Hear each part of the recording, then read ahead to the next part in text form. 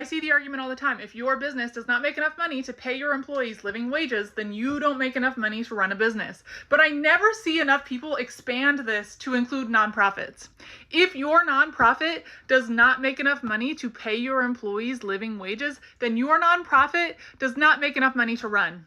You should not ever expand services until your employees are being paid a living wage, especially if your nonprofit is focused on like helping people in poverty.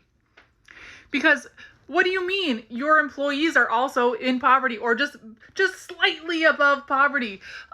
Okay, then you are not actually changing any system. You are just helping the system maintain itself. You're helping the system continue to keep going. You are creating people who need services. You are keeping them within the system because you won't pay your employees anymore.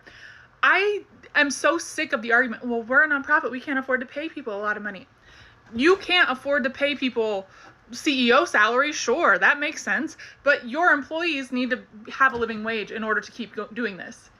You are not keeping employees by keeping them in the trenches and not being able to afford their basic necessities. Until you can have the funding coming in that pays your employees a living wage, then you cannot expand services. I know there are lots of people out in the world that need help, but your employees right now need help. And you should not be expanding services at all until you can bring in the funding to justify paying more people at a living wage to do those services. Also, if you're a rich person that happens to fund people, I'm sure that's not the type of people who are watching my content. But if you're a rich person who tries to fund these types of services, please donate money to their general fund. Do not make it required to fit into one of these random categories, because then they have to fit into these grants of like, okay, I'm doing these specific things. And so these nonprofits bring in money, but they're not allowed to pay their employees with it because you have decided as a rich person that you know what they need, even though you're not the one who's running this service. You're not the one with boots on the ground every day. If you are a rich person, you don't know what the nonprofit needs. Let the nonprofit tell you what it needs